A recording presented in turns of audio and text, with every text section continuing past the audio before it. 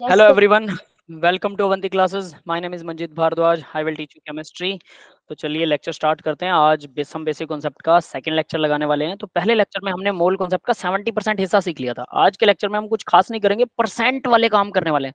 8th class में आपने percentage निकालना सीखा था ना, ये बस कुछ वैसा ही है जैसा आपने 8th क्लास में परसेंटेज निकालना सीखा था। इस वेबसाइट पर लास्ट रिकॉर्डिंग, हाँ बेटा, जो हमने रिकॉर्ड किया था उसके ऊपर लास्ट रिकॉर्डिंग भी आपको मिलेगी। साथ में नोट्स के लिए भी एक अलग से लिंक है, नोट्स को क्लिक करेंगे तो वो भी मिल जाएगा, ठीक है। और ये वाली रिकॉर्डिंग मैं 10 बजे के बाद में आपको अपडेट कर दूंगा आज ही, डोंट वरी, ठीक है। तो चलिए स्टार्ट करते हैं क्लास। तो भाई एक चीज जो प्रीवियस लेक्चर में रह गई थी कि मोल कॉन्सेप्ट में मैंने आपको बोला था 1 मोल इक्वल 6.02 टू 10 थिंग्स होती हैं, है ना, वो सब चीजें लिखी थी। तो मैं यहाँ पर थोड़ा सा उसको फिर से मेंशन कर देता हूँ। 1 मोल जो होता है वो इक्वल 6.022 इंटू 10⁻23 और इक्वल होता है मोलर मास। इससे आप सारे क्वेश्चन कर सकते हैं, मोलर मास इन ग्राम, ठीक है। लेकिन इसमें आपको यूनिटरी मेथड लगाना पड़ता है और इसको ये है 22.4 लीटर ऑफ एनी गैस, ठीक है। 22.4 litre of any gas at STP, standard temperature and pressure. तो स्टैंडर्ड टेम्परेचर और प्रेशर आपको पता होना चाहिए, दैट्स इट। और उसी से आप ये आसानी से कर सकते हैं। लेकिन ये यूनिटरी मेथड के अलावा मैंने बोला था कुछ फॉर्मूलाज भी होते हैं जो आपको याद होने चाहिए। जैसे मैंने 1 मोल के लिए फॉर्मूला बोला था। 1 मोल क्या होता है, सॉरी, नंबर ऑफ मोल के लिए, नंबर ऑफ मोल क्या होता है, given mass by molar mass. ये फॉर्मूला तो आपको याद होना ही चाहिए, ठीक है, क्योंकि बार बार यूज होता है, जरूरत से ज्यादा यूज होता है। तो नंबर ऑफ मोल का फॉर्मूला, उसके अलावा आप यहाँ से भी इसे कर सकते हैं। देखिए ये रहा, सेंटर में रखिए मोल को, तो ये सारे फॉर्मूलाज आपके बन जाएंगे। मोल को सेंटर में रखिए, मास नीचे है, ठीक है। तो अगर मोल को, एरो का ध्यान रखना बेटा, जो एरो दिख रहा है ना, नीचे की तरफ है ऊपर की तरफ, मोल को अगर मल्टीप्लाई कर देंगे मोलर मास से तो मास आ जाएगा। और अगर इसका रिवर्स करेंगे, रिवर्स मतलब अगर मास को डिवाइड कर देंगे मोलर मास या एटॉमिक मास, एटॉमिक मास भी हो सकता है मोलर मास भी हो सकता है, दोनों तरफ है, तो मास यानी कि गिवन मास, आप इसे गिवन मास कह सकते हैं। ये वही है गिवन मास वाला, है ना। गिवन मास, गिवन मास को अगर डिवाइड करते हैं मोलर मास से तो नंबर ऑफ मोल आते हैं, मल्टीप्लाई कर देंगे मोल को मोलर मास से तो मास आ जाएगा। सेम 22.4 लीटर को अगर मोल से मल्टीप्लाई कर देंगे तो वॉल्यूम एट एसटीपी आ जाएगा। 22.4 लीटर अकेला दिखाया, 22.7 लीटर भी होता है, यू नो इट, अगर वो बार में प्रेशर हो तो, ठीक है। और अगर डिवाइड कर देंगे वॉल्यूम को 22.4 लीटर से तो नंबर ऑफ मोल आ जाएगा। तो ये वाली स्लाइड अगर आपकी आंखों के सामने हमेशा रहती है। Same Avogadro number, Avogadro number की वैल्यू याद है किसी को, बता सकता है कोई मुझे एवोगैड्रो नंबर की Sir, value? 6.022 into 10 to the power 23. 6.022 or 23. Yes, 6.022 to 10⁻23 जो होता है वो एवोगैड्रो नंबर होता है भाई, बिल्कुल। तो एवोगैड्रो नंबर से अगर आप मोल को मल्टीप्लाई कर दें, ये एरो का ध्यान रखना, इधर जा रहा है और तब मल्टीप्लाई करेंगे, मतलब मोल को मल्टीप्लाई करेंगे एवोगैड्रो नंबर से, इन दोनों की मल्टीप्लाई होगी तो हमारे पास number of molecule, atom, ion, जो भी उसने बोला है वो चीज आ जाएगी, ठीक है।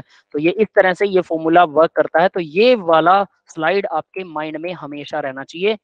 ये वही स्लाइड है जो मैंने नीचे लिखा हुआ है, वैसा ही है, कोई फर्क नहीं है, ठीक है, नथिंग डिफरेंट, बस ये फॉर्मूला की फॉर्म में है।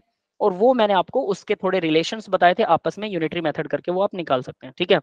एनसीईआरटी की बुक है, ई Sir, बुक में क्या वो 2022-23 की है? नहीं बेटा, वो 22-23 वाली तो नहीं है एनसीईआरटी की, लेकिन sir, उसमें कोई बहुत ज्यादा डिफरेंस नहीं है। हाँ सम्यक बेटा बोलो।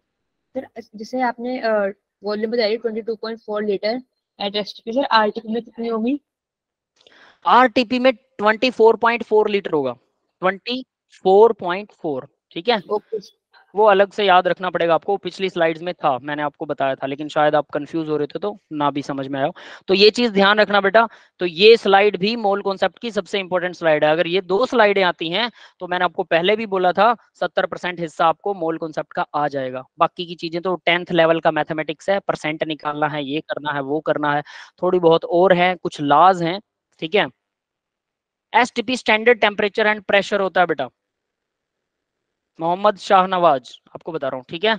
स्टैंडर्ड टेम्परेचर और यस सर। प्रेशर, टेम्परेचर जो होगा वो होगा 0 डिग्री सेल्सियस या 273.16 केल्विन बोल सकते हैं उसे, एक ही बात है वो। और प्रेशर जो होता है वो 1 एटमोस्फेयर होगा 22.4 लीटर के केस में। अगर बार लेते हैं तो वॉल्यूम बदल जाएगा, 22.7 लीटर आ जाएगा, वो 4 की जगह 7 आ जाएगा।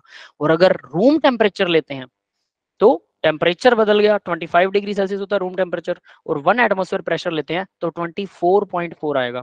ये डाटा पिछली स्लाइड्स में था, उसको याद जरूर करना है। अगर किसी को याद नहीं है तो मैं फिर से बोल देता हूँ, आगे आगे ये चीजें टफ होती जाएंगी। इसीलिए आपको एक चीज सीधी बताई थी मैंने कि 70% हिस्सा मोल कॉन्सेप्ट का यहाँ से कवर होता है, 70% हिस्सा। फिर से बता रहा हूँ ये 2 स्लाइडों से। बाकी का अगर स्लाइडें या परसेंट वगैरह वो 10th लेवल का काम है, वो नहीं भी आएगा तो भी वो आ जाएगा, वो आसान काम है। लेकिन ये नहीं आया तो अगला लेसन भी आपके लिए मुश्किल होता जाएगा। और ये हर कीमत पर हर रोज इतना काम करना ही है। अपने 5-5 न्यूमेरिकल इनके ऊपर सोल्व करके जरूर देखें, 10 न्यूमेरिकल सोल्व जरूर करें, ठीक है, वरना प्रॉब्लमेटिक होगा बेटा आप लोगों को। चलिए आगे बढ़ते हैं हम। तो आज का जो हमारा भाई मेन फोकस है वो है law of chemical combination, Dalton atomic theory. और लॉ ऑफ केमिकल कॉम्बिनेशन करेंगे, डाल्टन एटॉमिक थ्योरी हम पहले कर चुके हैं, इसको जस्ट रिवाइज करने वाले हैं। एटॉमिक एंड मॉलिक्यूलर मास क्या होते हैं इसको भी रिवाइज करेंगे बस। तो मेन आपका लॉ ऑफ केमिकल कॉम्बिनेशन है। तो ये 4-5 लॉज है। पहला लॉ है केमिकल कॉम्बिनेशन का, वो है law of conservation of mass. Mass हमेशा कंजर्व रहता है, ठीक है। एंटोइन लेवियोजर ने इसको दिया था, एंटोइन लेवियोजर, ठीक है। That was the scientist name. Scientist का नाम याद रखें ना रखें कोई खास फर्क नहीं पड़ेगा, क्योंकि आईआईटी के अंदर ये नहीं पूछा जाता, ठीक है। बट एटलीस्ट इसको पढ़ें जरूर एक बार, साइंटिस्ट का नाम अपने मुंह से बोलकर पढ़ लेना चाहिए, है ना। It state that the matter neither be created nor be destroyed in a chemical reaction. Simple है, ये आपने बहुत बार पढ़ा होगा। केमिकल रिएक्शन में matter neither be created nor be destroyed, chemical reaction की बात हो रही है। अगर आप किसी दूसरी, यानी कि जैसे कि केमिकल रिएक्शन के अलावा कौन सी होती है, न्यूक्लियर रिएक्शन की बात करेंगे, तो वहां मैटर होता है और डिस्ट्रॉयड भी होता है, ठीक है। तो रिएक्टेंट्स और प्रोडक्ट का मास हमेशा सेम रहेगा, इसका मतलब ये भी है, ठीक है। हंशिका बेटा बोलिए, कोई क्वेरी है तो यस प्लीज। सर मास होगा ना मैटर की जगह पर? कहां पर? It's state that mass matter can mass neither be, can neither be great. Matter जो anything which occupies space and have some mass, जिसमें मास हो वही मैटर होता है। तो आप मास और मैटर दोनों लगा सकते हैं, कोई फर्क नहीं पड़ता बेटा, दोनों सही है, ठीक है। Okay sir. साम्यक बोल रहा है ऐसा यूनिट टेम्परेचर का ऐसा यूनिट केल्विन होता है बेटा, केल्विन, सेल्सियस नहीं होता, केल्विन है। हम ये 5th लेसन में पढ़ेंगे कि केल्विन ही क्यों है, ऐसा यूनिट केल्विन ही क्यों है, वो भी आपको 5th लेसन के अंदर बताया जाएगा, ठीक है। सर फिर अगर हम केल्विन में और सेल्सियस में कन्वर्जन करेंगे तो उसमें हम किसी चीज को मल्टीप्लाई करने की जगह बस 273.16 प्लस कर देते हैं, तो सर हाँ उससे हाँ हाँ, वैल्यू खराब नहीं होती? ये डिपेंड करता है बेटा किसी चीज का क्या रिलेशन है, ठीक है। हम बोलते हैं ना कोई चीज डायरेक्टली प्रोपोर्शनल है, तो यस डायरेक्टली सर। प्रोपोर्शनल वो मल्टीपल में होती है, मल्टीपल डिवीजन में होती है डायरेक्टली प्रोपोर्शनल। कोई चीज स्क्वायर की पावर में भी डायरेक्टली प्रोपोर्शनल हो यस सकता है, सर।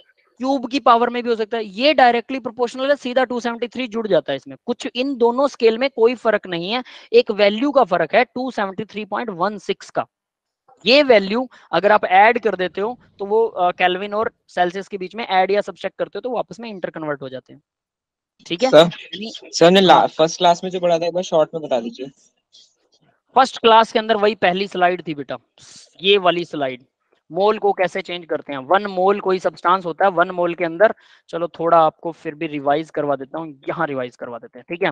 1 मोल, 1 मोल कोई चीज, जैसे 1 दर्जन में चीजें होती है वैसे 1 मोल में 6.022 10⁻23 थिंग्स होती हैं।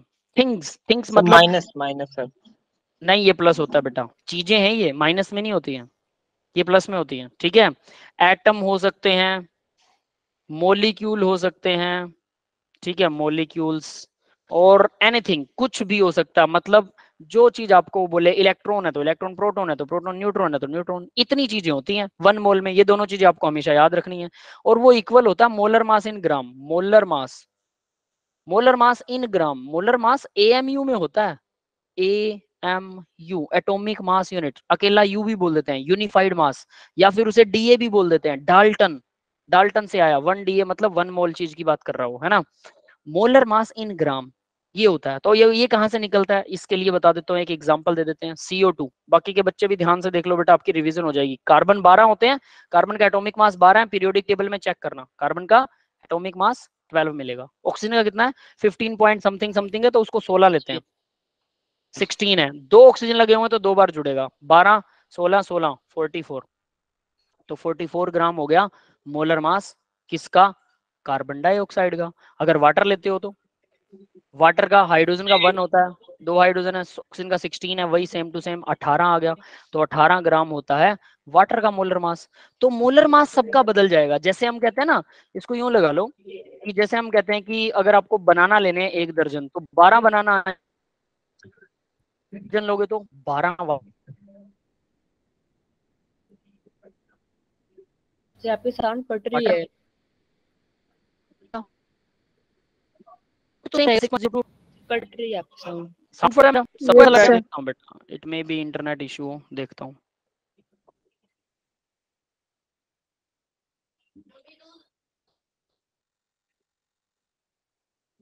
इंटरनेट तो ठीक चल रहा है भाई मेरा, अभी भी फट रहा है क्या? नहीं sir. ठीक हो गया, Not चलो sir, ठीक है, कई बार वो सर ठीक है। तो देखिए ये कल से मेरे को प्रॉब्लम आ रही है, मैंने इंटरनेट ही चेंज करवा दिया, कल मेरा इंटरनेट चेंज हो जाएगा, देखते हैं कल वो आएंगे तो ठीक है। तो चलिए यहाँ पर वेट ए मोमेंट बेटा,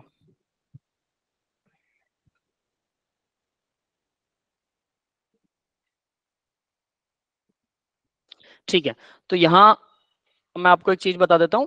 तो हम क्या बोल रहे थे कि मोलर मास सबका अलग अलग होगा, क्योंकि सभी एटम्स का भार अलग अलग है, जैसे बनाना का भार अलग है, वाटरमेलन का अलग है, तो उनका मास तो सबका अलग अलग आएगा। लेकिन अगर 12 चीजें हैं तो वो 12 तो हमेशा सेम रहेंगी, दैट इज मोल कॉन्सेप्ट। और इसमें एक और लास्ट चीज आती है, अगर किसी चीज का वॉल्यूम मेजर करते हैं, वॉल्यूम, ठीक है, तो वो वॉल्यूम कैसे मेजर करेंगे भाई? वॉल्यूम में भी 22.4 लीटर ऑफ एनीथिंग, एनीथिंग यानी एनी गैस, कोई भी गैस अगर 22.4 लीटर ले लेते हैं एसटीपी पर, एसटीपी मतलब टेम्परेचर प्रेशर फिक्स करना पड़ेगा, स्टैंडर्ड टेम्परेचर एंड प्रेशर, तो टेम्परेचर कितना होगा 273.16 केल्विन, जो कि इक्वल होता है 0 डिग्री सेल्सियस, ठीक है। और प्रेशर इसका कितना होता है 1 atm होता है, एटमॉस्फेरिक प्रेशर, जो हमारा एटमॉस्फेयर प्रेशर डालता है। अगर इन दोनों टेम्परेचर प्रेशर पर लेते हैं तो वो 22.4 लीटर बनेगा किसी भी गैस का, दैट इज मोल कॉन्सेप्ट। यही था पिछले लेक्चर का मोस्ट इंपोर्टेंट पार्ट। और इसी में फिर जो आपको ये वाली स्लाइड दी है, ये आपस में फॉर्मूला 1 मोल में एवोगैड्रो नंबर, ये जो 6.022 से 10^23 है, ये एवोगैड्रो नंबर है, इसको मल्टीप्लाई कर देंगे तो नंबर ऑफ मोलिक्यूल आ जाएंगे या एटम आ जाएंगे। वॉल्यूम एट एसटीपी 22.4 से मल्टीप्लाई करने पर आएगा, वहीं मोल को मल्टीप्लाई कर दें मोलर मास से तो मास आ जाएगा। ये 6 फॉर्मूला बनेंगे, डिवाइड करेंगे तो कुछ और चीज आएगी, और ये भी आपको याद रखने हैं। That was the previous lecture का जो ओवरऑल डाटा है वो यही है। यस, क्लियर है बेटा सबको? Yes, जी sir. सर। ठीक है, ठीक है, आगे बढ़ते हैं। इसके न्यूमेरिकल जरूर प्रैक्टिस कीजिएगा आप। तो लॉ ऑफ कॉम्बिनेशन, हम neither be created nor be destroyed, तो डिस्ट्रॉयड या क्रिएट नहीं होता है। तो इसके अंदर देखिए इन्होंने क्या दे रखा है, एक क्वेश्चन है, वो कहता है कि रिएक्शन हुई एक, ठीक है, तो टोटल AgNO3 था हमारे पास, NaCl था, मास ऑफ वाटर था, 3 चीजें थी, तीनों को जोड़ दिया। वाटर 200 ग्राम था, 100 ग्राम एक जगह, 100 ग्राम दूसरी जगह, टोटल 200 ग्राम वाटर दे रखा है। तो 1.7 AgNO3 था, ये रहा। इतने ग्राम जो है NaCl था 1.505, और 200 ग्राम पानी था, 2 बार दे रखा पानी, 100 ग्राम 100 ग्राम। टोटल जितना भी हमने रिएक्टेंट यूज किया, फिर प्रोडक्ट बन गए AgCl, NaNO3, mass of water, तीनों को AgCl इतना, NaCl इतना, NaNO3 सॉरी, और वाटर, वाटर 200 ग्राम था तो वो तो सोलवेंट है, वो 200 ग्राम ही रहेगा, दोनों का टोटल मास बराबर आएगा। दैट इज कंजर्वेशन ऑफ मास। समझ में आ गया भाई सबको? रिएक्टेंट का मास यस और सर, आ प्रोडक्ट का गया। मास हमेशा सेम रहता है, दैट इज इट। नेक्स्ट देखिए, अब इसके अंदर इस क्वेश्चन को देखते हैं। ये क्या कहता है, ये बोलता है 6.3 ग्राम है आपके पास में NaHCO3। NaHCO3 क्या होता है? Baking soda. और बोल रहा है 15 ग्राम आपके पास कार्बोक्सिलिक एसिड है, CH3COOH, सॉल्यूशन है दोनों का। तो दोनों को मिक्स कर दिया, टोटल आया 23 ग्राम, 21.3 ग्राम।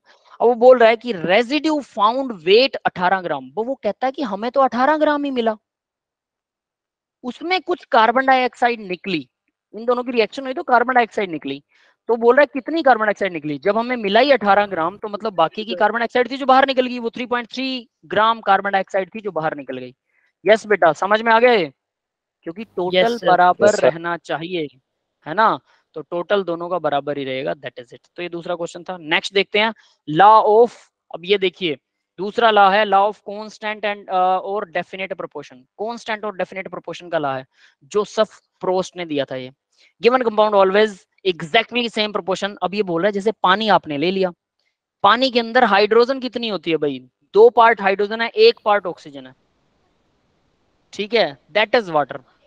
अब ये वाटर जो है आप चाहे टैप का वाटर ले लो, सीवर का वाटर ले लो, किसी भी तरह का वाटर ले लीजिए, वो हमेशा उतना ही रहेगा। ये बोलता है डेफिनेट प्रोपोर्शन का लॉ। समझ में आ गया बेटा डेफिनेट प्रोपोर्शन का लॉ क्या कहता है? कहीं से भी पानी उठा लीजिए, टैप वाटर, रिवर वाटर, सी वाटर, ठीक है, पानी में हाइड्रोजन 2 ही रहेगी, ऑक्सीजन 1 ही रहेगी, और ये होता है definite proportion. Definite proportion Joseph person था, जोसेफ प्रोस्ट, जिसने ये दिया था, ठीक है। सर क्वेश्चंस में कैसे यूज करेंगे? हाँ बेटा वही बता रहा हूँ, देखो आगे आ गया, आगे क्वेश्चन ही इसी के ऊपर क्वेश्चन है, ठीक है। तो देखिए ये क्या कह रहा है, कॉपर है AgNO3 के HNO3 के साथ रिएक्शन करता है, कॉपर नाइट्रेट बनाता है, कॉपर नाइट्रेट को हीट करने पर फिर क्या बन रहा है, कॉपर का ऑक्साइड बन रहा है, ठीक है, कॉपर ऑक्साइड। अब ये बोलता है कि हमारे पास 1.08 ग्राम कॉपर था और कॉपर ऑक्साइड बन गया 1.35 ग्राम, ठीक है। तो यहां हम क्या निकाल रहे हैं कि 1.35 ग्राम कॉपर ऑक्साइड से कंटेन जितना हमारे पास है उसमें 1. ये देखिए ये रहा कॉपर ऑक्साइड 1.135 ग्राम। अगर इतना कॉपर ऑक्साइड है तो कॉपर कितना है उसमें, क्योंकि ऑब्वियस है जो रिएक्टेंट है वो प्रोडक्ट साइड में भी होगा, तो कॉपर उसमें 1.18 ग्राम कॉपर लगेगा। ये बात समझ में आ गई? जी सर। ठीक है। अब अगर 1 ग्राम मैं कॉपर ऑक्साइड लूं तो डिवाइड कर दूंगा इसको, और अगर मैं 100 ग्राम कॉपर ऑक्साइड लूं तो मेरे पास अमाउंट आएगा 80 ग्राम कॉपर चाहिए। 100 ग्राम कॉपर ऑक्साइड में 80 ग्राम कॉपर होता है, ये हमने निकाल लिया इनके डाटा से, जो इन्होंने डाटा दे रखा था। क्लियर है ये सब? Yes sir.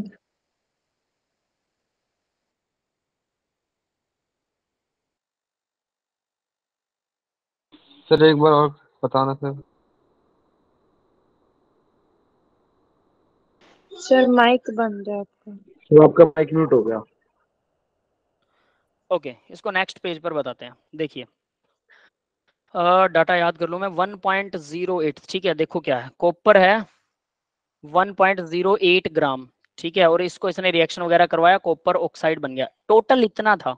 इससे इसने क्या बनाया 1.35 है क्या ये 35, ठीक है, 1.35 ग्राम कॉपर ऑक्साइड बन गया, सिंपल। तो इसका मतलब ये पूरा कॉपर यूज हो गया रिएक्शन के अंदर। हमने रिएक्शन को बैलेंस किया है, बैलेंस रिएक्शन ही हमेशा आपको देखनी है।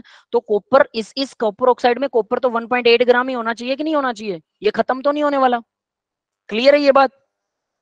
जी सर। Yes sir. ठीक है। तो अब देखो अब मैं इसका परसेंट निकालना चाहता हूं। तो अगर मेरे पास कॉपर ऑक्साइड 1.35 ग्राम हो, कॉपर ऑक्साइड, तो मेरे पास कॉपर कितना होगा 1.08 ग्राम कॉपर इसमें पक्का होगा। ये कंफर्म्ड है इस डाटा से क्योंकि पूरा यूज हो चुका है। अगर 1 ग्राम कॉपर ऑक्साइड हो तो ये कितना होगा, 1 के लिए हमेशा डिवाइड करते हैं, 1 ग्राम कॉपर ऑक्साइड के लिए। और 100 ग्राम के लिए, अगर मेरे पास 100 ग्राम कॉपर ऑक्साइड हो तो ये 100 से मल्टीप्लाई हो जाएगा। तो ये आ गया मेरे पास परसेंटेज, 100 से मल्टीप्लाई मतलब 100 में से कितना। तो यहाँ वही निकाल रखा है, 1.3 ग्राम से कॉपर ऑक्साइड से 1.8 ग्राम कॉपर होता है, 100 ग्राम में कितना आएगा, तो वो उसने निकाला 100 ग्राम के अंदर यहाँ आ जाएगा वो 80, यानी 80% निकल गया, सीधी सी बात है 80 ग्राम। मतलब अगर आपके पास कॉपर ऑक्साइड, ये कॉपर ऑक्साइड 100 ग्राम है तो 80 ग्राम उसमें कॉपर होगा डेफिनेटली। तो 100 में 80 मतलब 80% है, तो 20 में कितना होगा, तो यहाँ वही चीज दिखा रखी है, सॉरी 100 में 80% है तो ऑक्सीजन कितना होगा 20%। यस, क्लियर हुआ ये? Yes sir. सिंपल परसेंटेज का क्वेश्चन है, नथिंग स्पेशल। अब दूसरा केस उसने लिया, मतलब एक और ऐसी रिएक्शन थी, वो कह रहा है कॉपर ऑक्साइड उसने यूज किया 2.3 ग्राम, हाइड्रोजन के साथ ट्रीट करवा दिया तो कॉपर निकला 1.84 ग्राम। इसको भी वैसे ही करना है कि 2.3 ग्राम कॉपर ऑक्साइड को जब रिएक्शन करवाते हैं तो 1.84 ग्राम कॉपर निकलता है। तो अगर 1 ग्राम को रिएक्शन करवाएंगे और फिर 100 ग्राम को रिएक्शन करवाएंगे तो 1 के लिए डिवाइड हो जाएगा, 100 के लिए फिर से मल्टीप्लाई बाय 100। तो यहां पर भी 80 ग्राम ही कॉपर निकल रहा है। मतलब कॉपर ऑक्साइड में 80 ग्राम कॉपर होता है, हमने पहले ऊपर वाले क्वेश्चन में किया था, नीचे वाले क्वेश्चन में भी वही आ रहा है कि कॉपर ऑक्साइड लिया हमने, डायरेक्ट कॉपर ऑक्साइड ही ले लिया और उसमें से कॉपर निकाल लिया और उसकी परसेंटेज निकाल ली बस, क्योंकि उसने ग्राम अलग अलग दे रखे थे तो मैंने उससे भी उसकी परसेंटेज निकाल ली कि 2.3 ग्राम से 1.8 ग्राम कॉपर निकलता है, 100 ग्राम से कितने ग्राम कॉपर निकलेगा, 80 ग्राम निकलेगा। That's it, same. तो यहाँ पर भी वो क्वेश्चन सेम आया, 80 ग्राम, और बाकी का क्या होगा, ऑक्सीजन होगा डेफिनेटली उसके अंदर। दैट्स इट, समझ में आ गया बेटा ये सबको? Yes sir. Yes sir. ठीक है, अब देखिए कुछ कॉमन जनरल क्वेरीज देखते हैं। क्यूप्रिक ऑक्साइड और कॉपर ऑक्साइड। कॉपर की वैलेंसी, दो तरह की वैलेंसी दिखाता है कॉपर। आपने 10th में पढ़ा होगा सभी एलिमेंट एक ही तरह की वैलेंसी दिखाते हैं, लेकिन ऐसा नहीं है। कॉपर दो तरह की वैलेंसी दिखाता है। CuO, यहाँ ऑक्सीजन -2 में है। पहला जो आपको सामने ये लिखा हुआ है CuO, ऑक्सीजन -2 में और कॉपर +2 में। जब कॉपर +2 में होता है तो उसको बोलते हैं क्यूप्रिक, इक पीछे लगता है, क्लियर है। और यहाँ देखो Cu2O, यहाँ ऑक्सीजन यहाँ भी -2 ही है, ऑक्सीजन -2 है तो दो कॉपर +2 होने चाहिए ना, क्योंकि ओवरऑल मॉलिक्यूल न्यूट्रल है। तो एक कॉपर तो +1 होगा, दो कॉपर को 2 से मल्टीप्लाई कर दिया, 2 है तो इसलिए +2 हो गया। यस, क्लियर हुआ। यानी यहाँ पर कॉपर +1 में है, जब कॉपर +1 में होता है तो उसको क्यूप्रस बोलते हैं, जब +2 में होता है तो क्यूप्रिक बोलते हैं। अस मतलब कम, हम, अस मतलब हम मतलब कम, ऐसे करके याद रख सकते हैं आप इसे। तो कॉपर दो ऑक्सीडेशन स्टेट दिखाता है, एक 1 पॉजिटिव एक 2 पॉजिटिव। ऑक्सीडेशन स्टेट कह लो, वैलेंसी कह लो, बाद में हम इसको डिस्कस करेंगे डिटेल में, वैलेंसी ऑक्सीडेशन स्टेट में क्या डिफरेंस है, आपने 10th तक वो नहीं पढ़ा होगा, है ना। लेकिन यहां से आप इसे याद रख सकते हैं, क्यूपरस और क्यूपरिक कौन सा होगा, क्यूपरस कौन सा होगा, जब 1 पॉजिटिव तो क्यूपरस, जब 2 पॉजिटिव तो क्यूपरिक। आयरन भी ऐसा ही है। अब नीचे देखिए आयरन, यहाँ आयरन दिखा रखा है, आप आयरन ऑक्साइड। तो आयरन जब 2 पॉजिटिव में होता है तो फेरस होता है, यहाँ अस 2 वाला हो गया, क्योंकि आयरन 2 पॉजिटिव और 3 पॉजिटिव दिखाता है। तो इन 2 और 3 में कम कौन सा है, 2 है, तो 2 वाला अस होगा।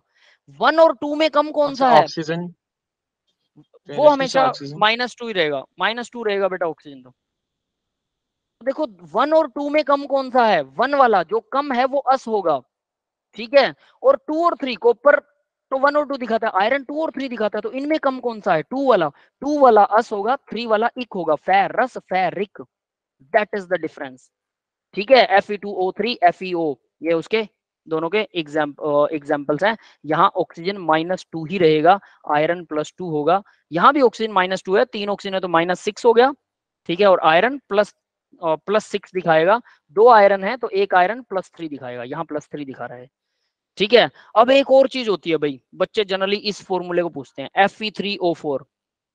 ये फॉर्मूला देखा किसी ने, ये फॉर्मूला नहीं है असलियत में, ये एक्चुअल में मिक्सचर है आयरन ऑक्साइड, फेरिक ऑक्साइड और फेरस ऑक्साइड का। तो ये है फेरस ऑक्साइड, ये है फेरिक ऑक्साइड, दोनों फॉर्मूलों को जोड़ दिया तो ये वाला फॉर्मूला बन गया। तो ऐसा कोई फॉर्मूला होता ही नहीं है, ये सिर्फ दोनों का एडिशन है, जोड़ है। क्लियर है सबको ये बात? जी सर। Yes sir. ठीक है, ये कॉमन क्वेरीज थी, बच्चे कई बार इनमें भी सर एक गड़बड़े क्वेश्चन करते हैं। पूछना था एक और। हाँ बोलो बेटा। सर फोस्फोरस की जो वैलेंसी है वो 5 होगी या 3? किसकी? फोस्फोरस। फॉस्फोरस डिपेंड करेगा, वो 3 भी दिखाता है 5 भी दिखाता है, वो मॉलिक्यूल क्या है उस पर डिपेंड करता है ना बेटा। जैसे आयरन आप पूछ लो, आयरन की वैलेंसी क्या होगी सर, आयरन ऑक्साइड बनाता है वो, आयरन फेरस ऑक्साइड भी बनाता है, फेरिक ऑक्साइड भी बनाता है, वहां 2 भी होती है 3 भी होती है। फॉस्फोरस भी सर फोस्फोरस भी तो दिखाएगा। हाँ, फॉस्फोरस भी 2 दिखाता है, 3 और 5, वो 3 और 5 दिखाता है। ये जब हम केमिकल बॉन्डिंग वाला लेसन करेंगे ना, तब उसमें डिटेल से पढ़ेंगे कि कौन सा क्या वैलेंसी दिखाता है, आपको सारी वैलेंसी आ जाएंगी, डोंट वरी, ठीक है। Yes. क्यों दिखाता है, कैसे दिखाता है, वो सब आपको वहां पता लगेगा, ठीक है। अभी हम जनरल सिर्फ मोल कॉन्सेप्ट पे ही फोकस करेंगे, बट ये जनरल सी क्वेरी थी, इक और अस कब लगता है। आगे बढ़ते हैं बेटा, तो ये तो ठीक है।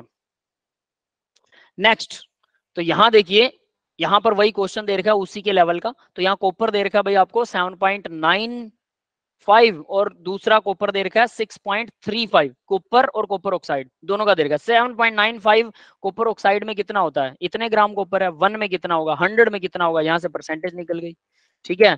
और सेम एज इट इज एक और कॉपर की वैल्यू, दूसरा एक्सपेरिमेंट किया उसने 19.5 वाला, तो 19.5 में कॉपर 19.5 है और कॉपर ऑक्साइड इतना है, उन दोनों को भी डिवाइड करके मल्टीप्लाई कर दिया 100 से, दोनों की परसेंटेज निकाली, दोनों की परसेंटेज सेम निकल रही थी, जैसे हमने यहां इसको किया है।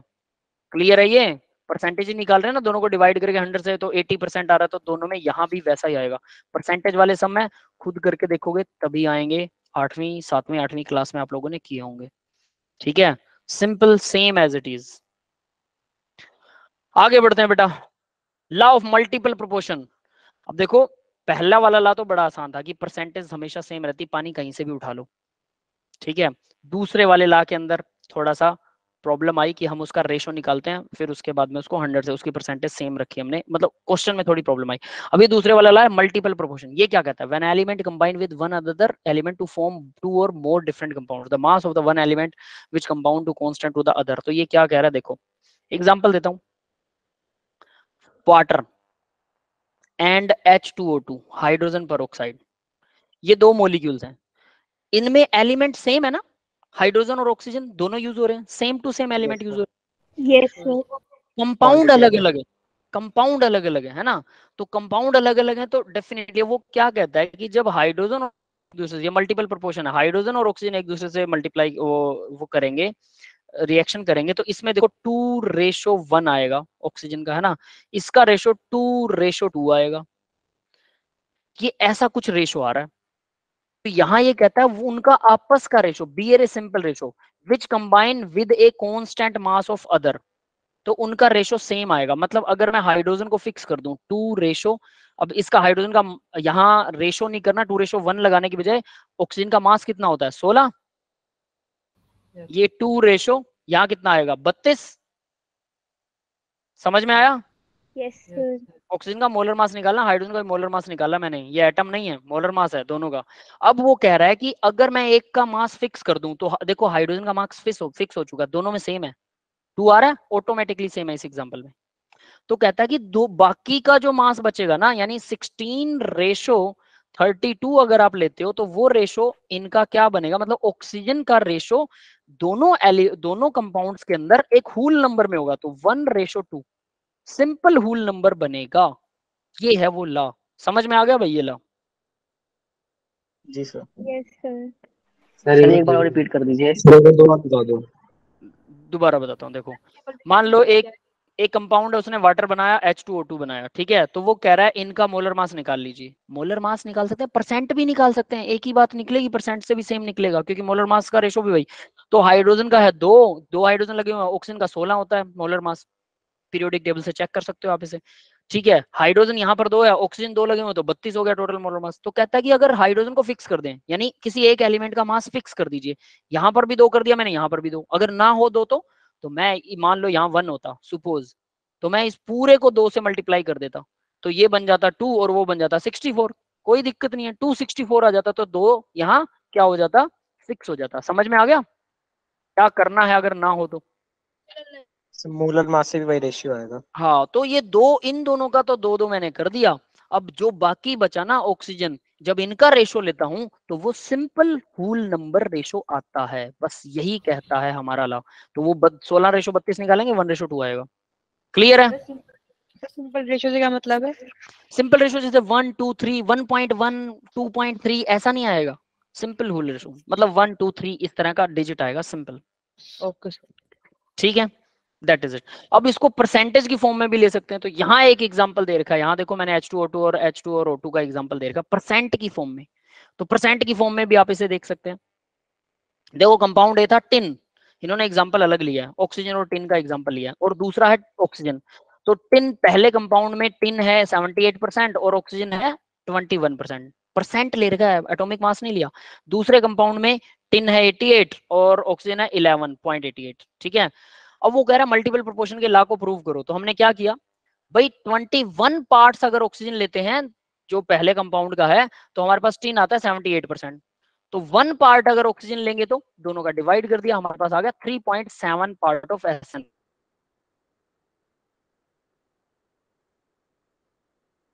तो मैंने यहाँ देखो यहाँ उसको लिख रखा है, ठीक है। सिमिलरली बी कंपाउंड में 11.88 पार्ट कह लो, परसेंट कह लो, एक ही बात है। ऑक्सीजन करेगा 88 से, अगर 1% ऑक्सीजन लूं तो वो 18.74, तो यहाँ 1:7.74। अब देखो दोनों में ऑक्सीजन का रेशो फिक्स हो गया ऑटोमेटिकली, इसलिए 1 निकाला। 1 निकालने का मीनिंग ये था, यानी आप सिंपल जो परसेंटेज दे रही है उनमें ऑक्सीजन को नीचे रख लो, चाहे टिन को नीचे रख लो, और दोनों को डिवाइड करके रेशो निकाल लो, तो जो नीचे होगा उसका 1 आएगा, ऊपर वाले का सीधा सीधा आ गया। तो अब वो कह रहा है कि टिन और इसका रेशो भी सिंपल होल नंबर होना चाहिए। तो देखो 37 का डबल होता है 74, 3.7 का डबल 74, 1:2 आ रहा है ना, सिंपल आ रहा है कि नहीं आ रहा? ये यस सबको yes sir. That is it. तो यही, यानी यहां से भी प्रूव हो गया, परसेंट से निकाल सकते हो। और ये सारे जितने भी लॉ हैं सिर्फ परसेंटेज बेस्ड पर हैं, थोड़ा सा मुश्किल से लगते हैं, ठीक है। इनकी प्रैक्टिस और इन्हें अच्छे से याद जरूर करना, बहुत ज्यादा काम नहीं आते, लेकिन कभी कभी इनके ऊपर क्वेश्चन आता होता है आईआईटी के अंदर, ठीक है, वरना ये बहुत ज्यादा काम नहीं आता के लिहाज से इसे छोड़ सकते हो। तो ये परसेंट वर्सेंट नहीं आएगा, सिर्फ थ्योरी लिखनी है, सिर्फ थ्योरेटिकल बोर्ड क्लास में, तो वो आप सीधा अपने हिसाब से याद कर सकते हो, बट बिना के ये ला समझ में आते ही नहीं है। आगे देखिए बेटा, क्वेश्चन नंबर 6 दे रहा है, यहाँ पर भी वही परसेंटेज देखिए, कार्बन की परसेंटेज है, ठीक है 42, और कार्बन की दे रखी थी, कार्बन की परसेंटेज है 42.9, दूसरा है 27.3, दोनों जगह पे कार्बन की परसेंटेज दे रखी है, ठीक है। अब दोनों जगह कार्बन की परसेंटेज है तो ऑक्सीजन की तो दी नहीं उसने, तो हम देखो 100 में से है ना 2 ही है, वो बोल रहा है सिर्फ 2 ही कंपाउंड है वो, ठीक है, कार्बन और ऑक्सीजन ओनली 2 एलिमेंट है, तो 2 ही एलिमेंट है, तो अगर कार्बन की 42 है तो ऑक्सीजन की बाकी बची हुई है 57, यहाँ कार्बन की 27 है, ऑक्सीजन की 72। यस, ये समझ में आ गया सबको? Yes sir. क्लियर है बेटा? जी सर। अब देखो ऑक्सीजन और कार्बन का रेशो निकाल लिया हमने, तो यहाँ पर मैंने किसको ऊपर रखा, कार्बन को ऊपर रखा, ऑक्सीजन वाले को नीचे डिवाइड कर दिया, सेम एज इट इज, ऊपर रखा ऑक्सीजन को डिवाइड कर दिया। जब इन दोनों में ऑक्सीजन अब फिक्स हो चुकी है, 1-1 है दोनों में ऑक्सीजन, तो ये 1 हो गया, तो कार्बन, ये वाले कार्बन का रेशो इन दोनों को डिवाइड करेंगे तो वो भी सिंपल होल नंबर आएगा। डिवाइड करके देखिएगा, कैलकुलेशन इज योर्स, तो वो सिंपल होल नंबर ही आएगा। ये है लॉ ऑफ मल्टीपल प्रोपोर्शन, ठीक है भाई, यहां से प्रूव होता है मल्टीपल प्रोपोर्शन। नेक्स्ट आता है रेसिप्रोकल प्रोपोर्शन। अब ये थोड़ा इसमें और थोड़ा सा गड़बड़ हो जाएगी, रेसिप्रोकल वाले में। इसमें क्या गड़बड़ होने वाली है, ये क्या कहता है कि अगर मान लो आपके पास एक कंपाउंड है कार्बन, दूसरा कंपाउंड है सल्फर, ये दोनों ऑक्सीजन से कंबाइन करते हैं अलग अलग, तो कार्बन जब ऑक्सीजन से कंबाइन करेगा, कार्बन जब ऑक्सीजन से कंबाइन करता है तो वो बनाता है कार्बन डाइऑक्साइड। कार्बन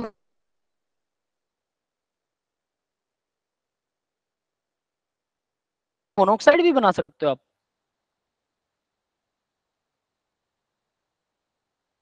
कंबाइन करता है तो बनता है सल्फर डाइऑक्साइड। ये दोनों एटम जब ये दोनों आपस में कंबाइन करेंगे ना, मतलब कार्बन ऑक्सीजन के साथ कंबाइन करता है, सल्फर भी ऑक्सीजन के साथ कंबाइन करता है, तो ये कहता है कि जब ये दोनों आपस में कंबाइन करते हैं ना, आपस में, तब वो जो पहले उन्होंने कंबाइन किया था, मतलब कार्बन और सल्फर का रेशो निकाल लो आप इन कंपाउंड्स में, कार्बन डाइऑक्साइड के अंदर कार्बन का रेशो, सल्फर डाइऑक्साइड के अंदर सल्फर का रेशो, इनका जो भी रेशो आएगा XY, इनका आपस में जो रेशो आएगा वही रेशो कार्बन और सल्फर जब आपस में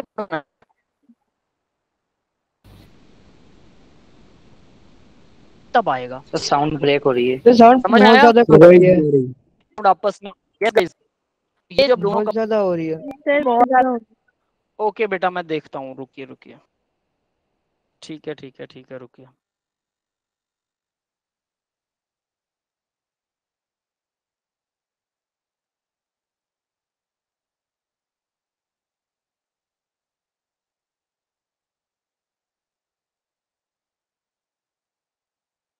अभी सही हुआ क्या? Yes sir. Yes sir. Yes guys, yes sir, अब ठीक है। चलो ठीक है। ये प्रॉब्लम आती है भाई, चलो कोई बात नहीं, ठीक है आगे बढ़ते हैं।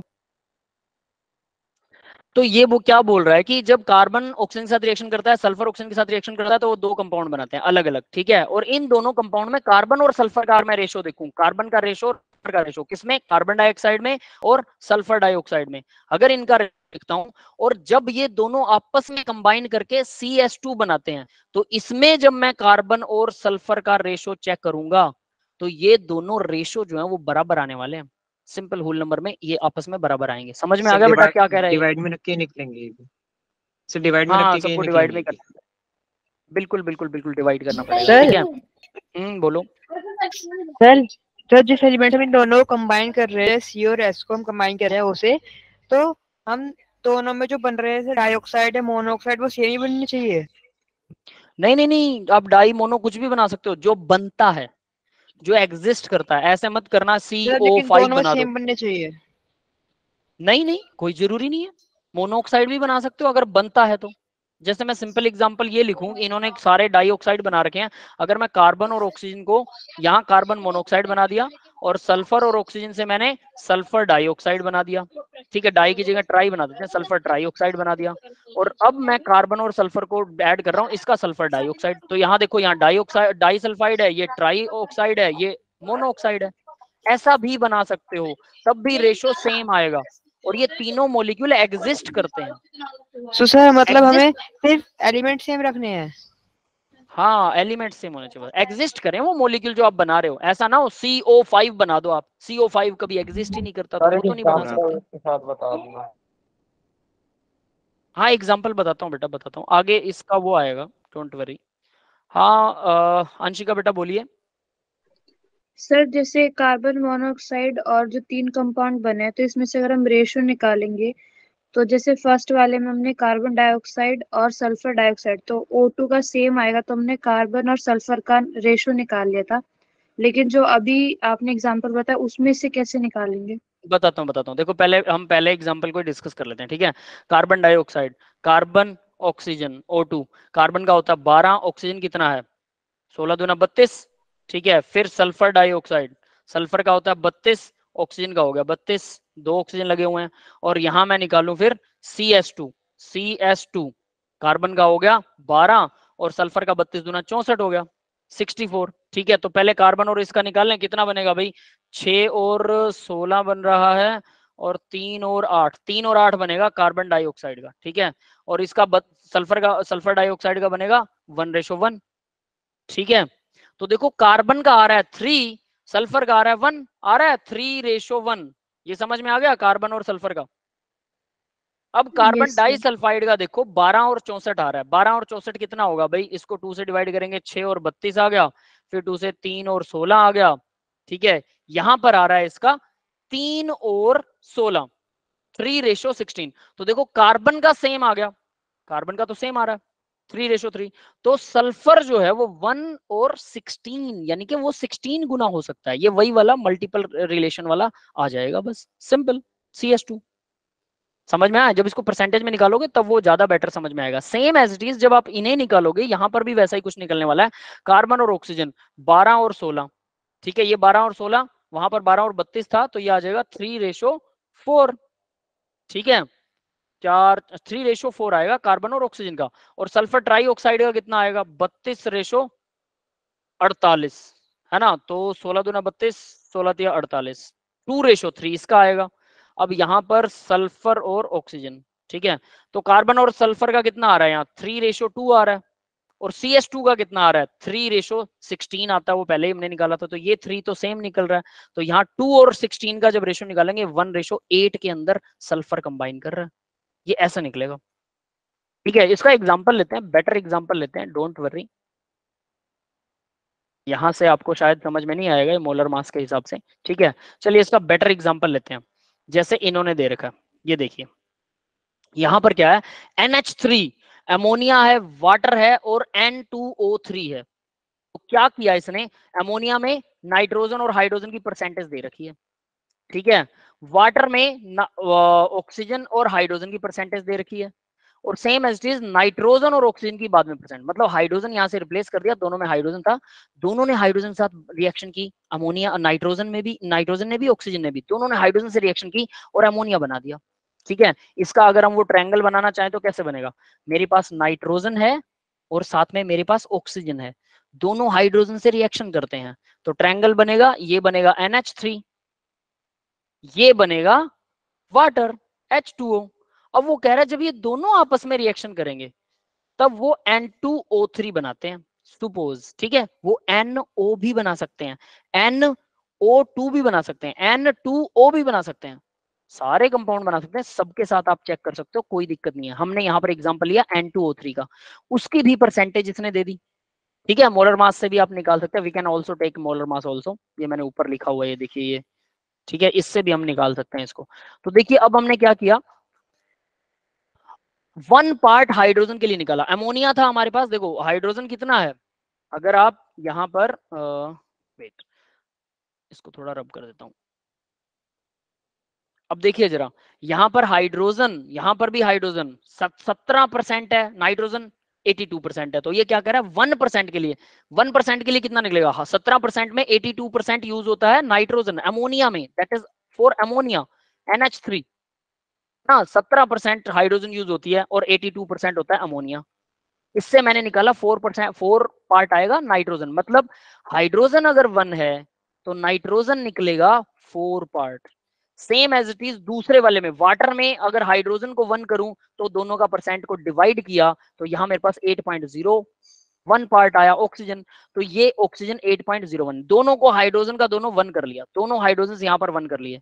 अब वो क्या कहता है कि अब आप नाइट्रोजन और ऑक्सीजन का रेशो निकालिए, नाइट्रोजन और ऑक्सीजन का रेशो हमने निकाला और वो कितना आया नाइट्रोजन और ऑक्सीजन का रेशो, वो देखिए जरा, नाइट्रोजन और ऑक्सीजन का रेशो आ रहा है 4.67 और 8.01 का रेशो निकालेंगे तो वो रेशो आया 1.17, that is the ratio.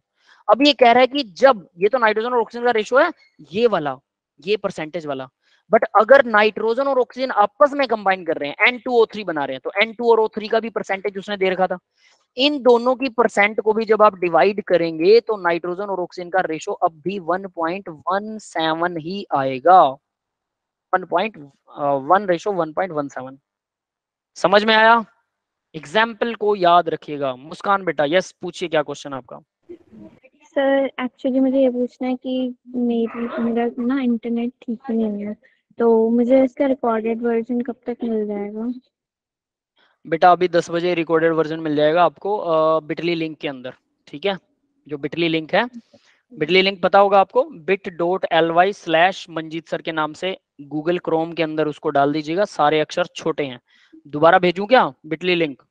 Yes sir, एक बार आप ग्रुप में डाल देना, बिकॉज मेरी ठीक है, फर्स्ट एंड सेकंड दोनों क्लास मिस हुई है। कोई बात नहीं, देखो मैंने ना आपको चैट बॉक्स में डाला है बिटली लिंक, इसको नोटबुक पे नोट कर लो और आप गूगल के अंदर क्रोम के अंदर इसको टाइप करके भी भर सकते हो, टाइप करके भरने के बाद आपको बिटली लिंक से डायरेक्ट यहाँ से मिल जाएगा, ठीक है। दोनों क्लास बहुत इंपॉर्टेंट है, आपको ये करना पड़ेगा। यस कृष्णा बेटा बोलिए।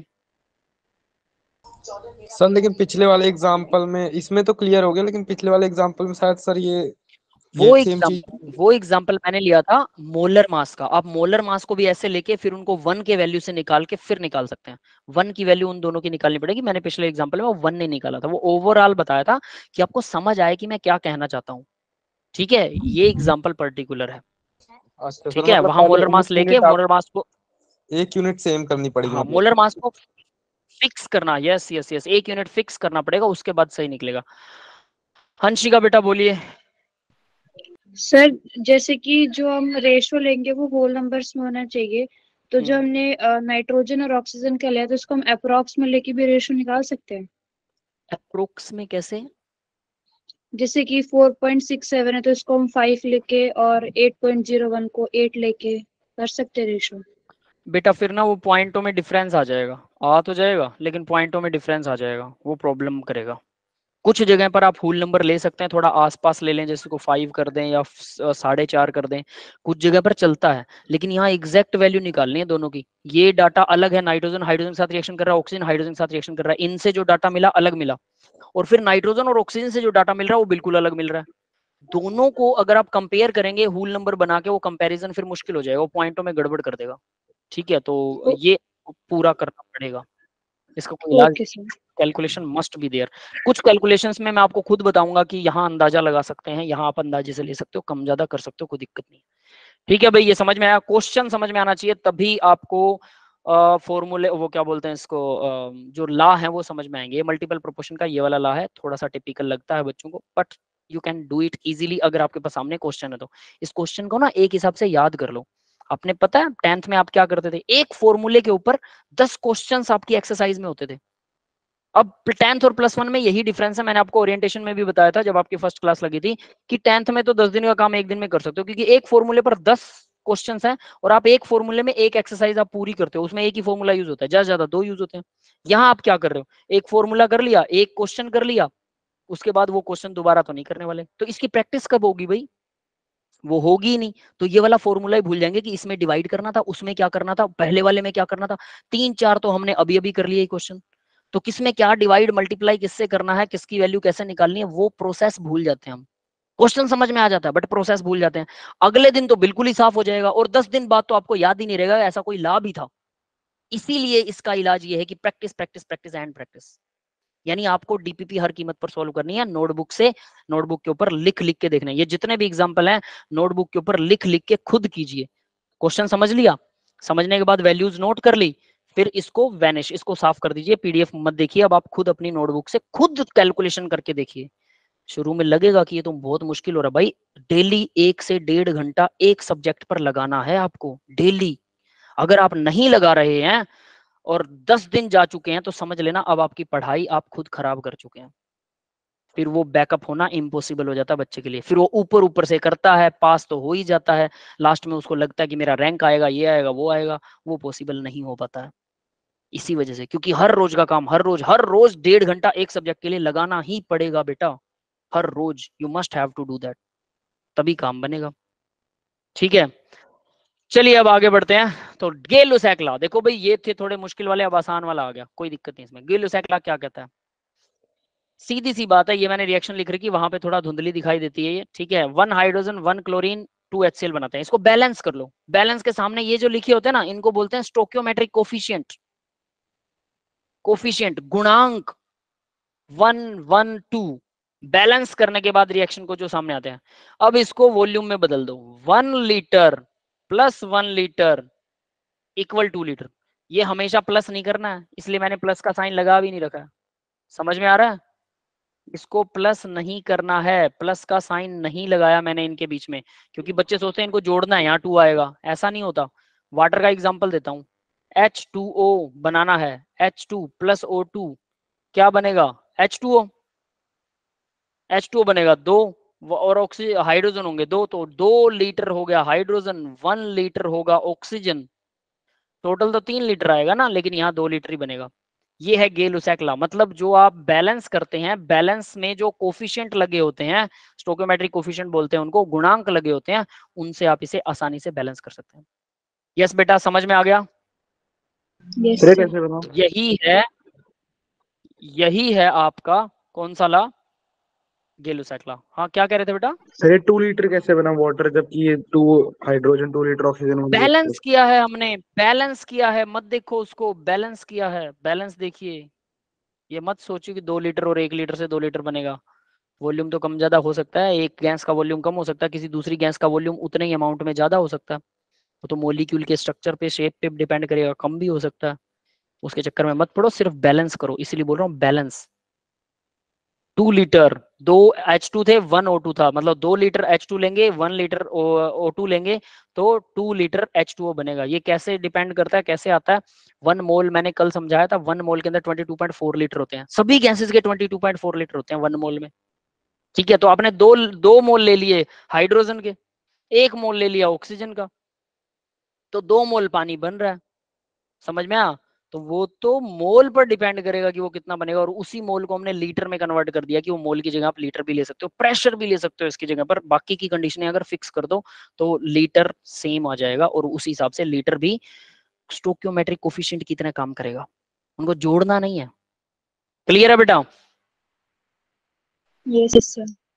ठीक है, तो ये सबसे सिंपल लॉ है, I think so. Dalton atomic theory भी ये आपने कल की थी। सभी मैटर जो है एक्सट्रीमली पार्ट छोटी चीजों से मिलकर बने होते हैं, जिसको एटम्स बोलते हैं। ये साइज मास सेम होता है सभी एटम्स का। Atom can not be subdivided, created, destroyed.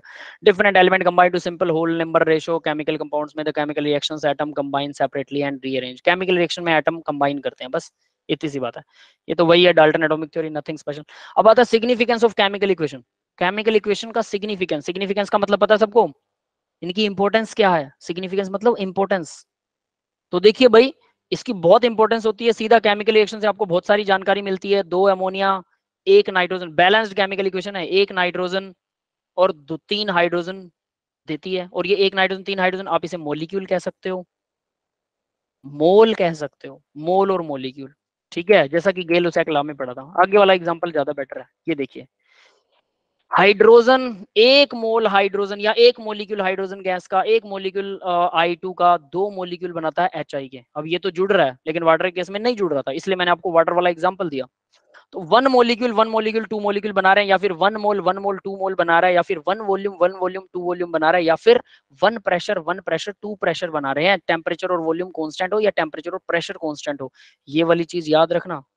हमने वॉल्यूम वाला तो कर लिया था, 1 लीटर से 2 लीटर बन रहा है, यानी जो स्टोकियोमेट्रिक कोफिशिएंट होता है, जो रिएक्शन के आगे लगा होता है 1 1 2, बस यही देखना है, जो बैलेंस्ड इक्वेशन के आगे लगा होता है उसी के बराबर मोल ले सकते हैं, उसी के बराबर मोलिक्यूल ले सकते हैं, उसी के बराबर लीटर में वॉल्यूम ले सकते हैं, उसी के बराबर प्रेशर ले सकते हैं बार में या एटमॉस्फेयर में। क्लियर है, समझ में आ गया सबको? ये स्लाइड अच्छी है, इसको जरूर याद रखिएगा।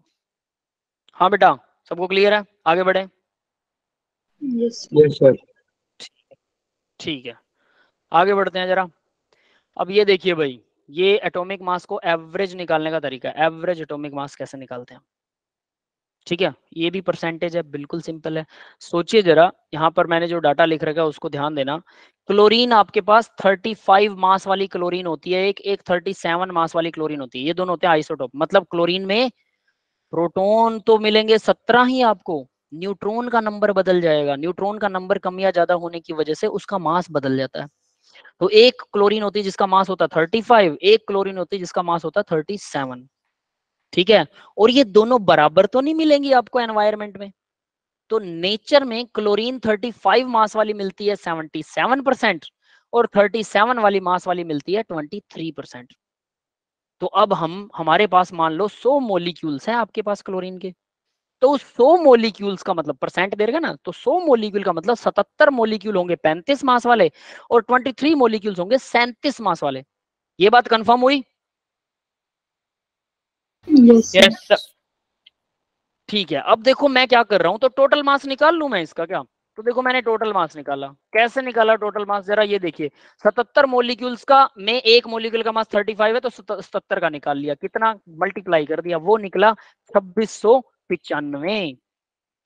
ठीक है, नहीं 2695 टोटल निकलता है क्या?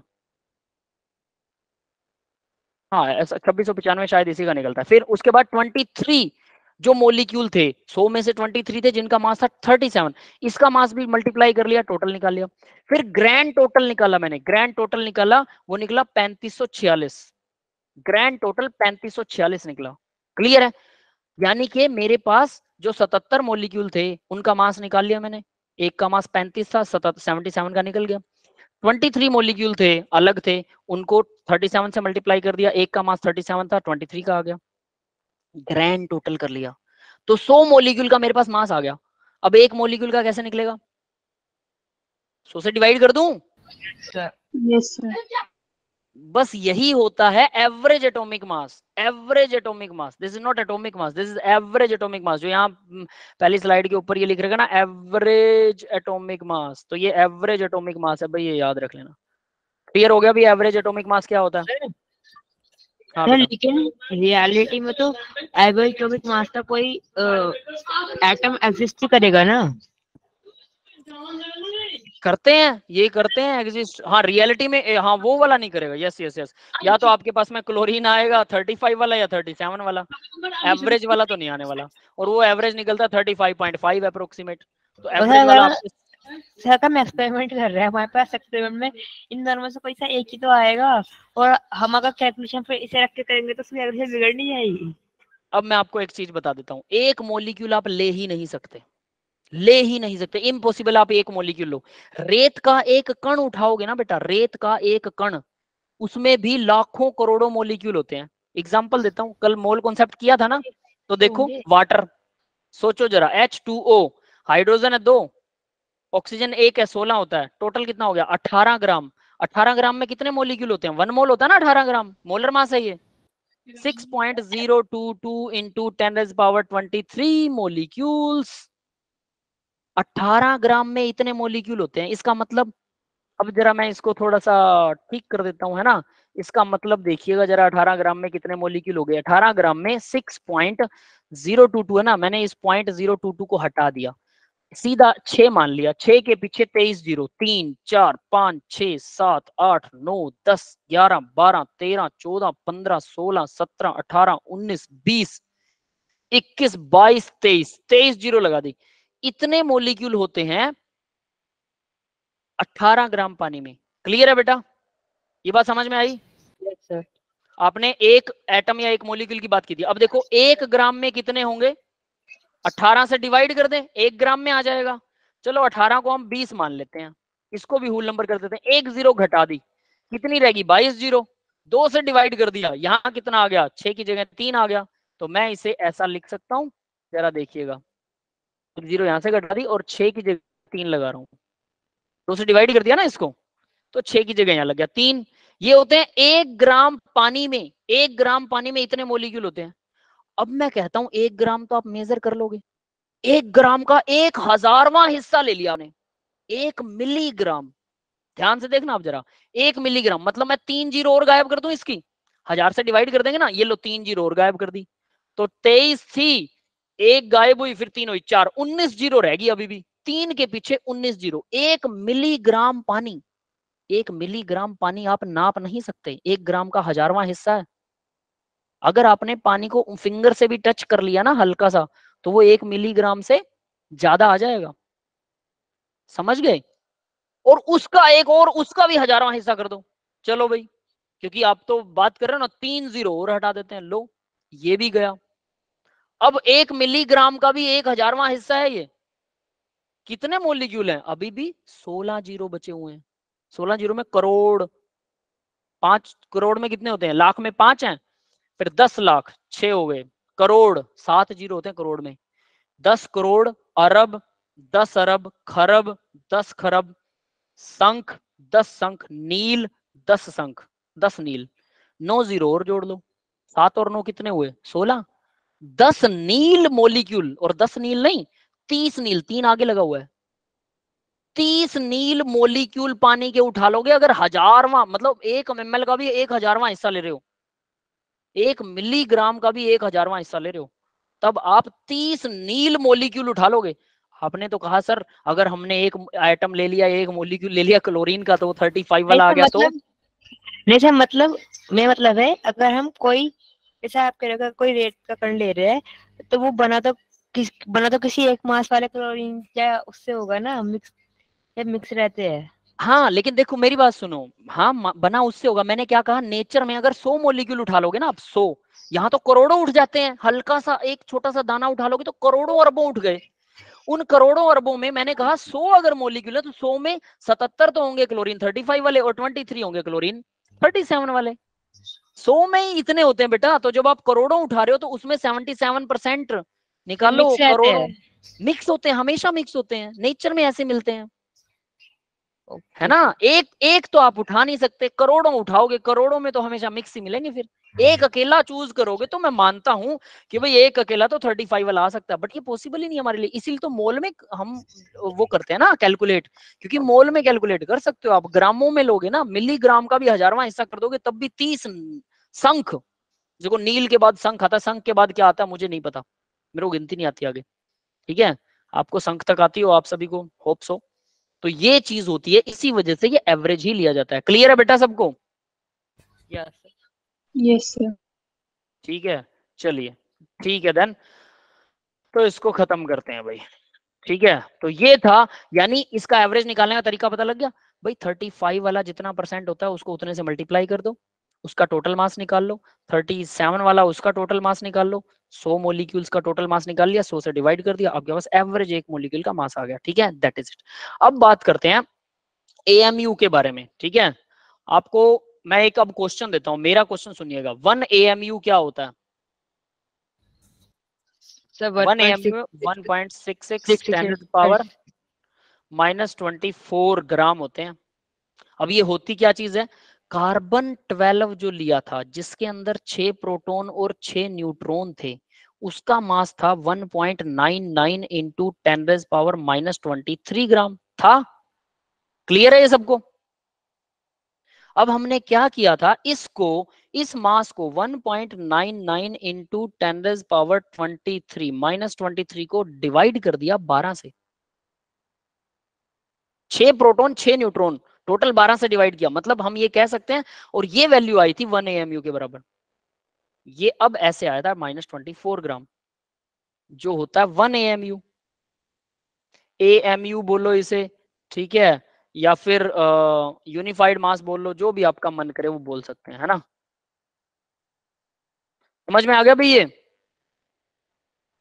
इसका मतलब मैं ये कह सकता हूं, एक प्रोटॉन और एक न्यूट्रॉन, क्योंकि 12 से डिवाइड हो चुका हो, डिवाइडेड बाय 2, एक्चुअल में यही होता है 1 AMU। 1.66 इंटू 10⁻24 ये होता है ग्राम, और यही होता है 1 AMU। ये समझ में आ गया सबको?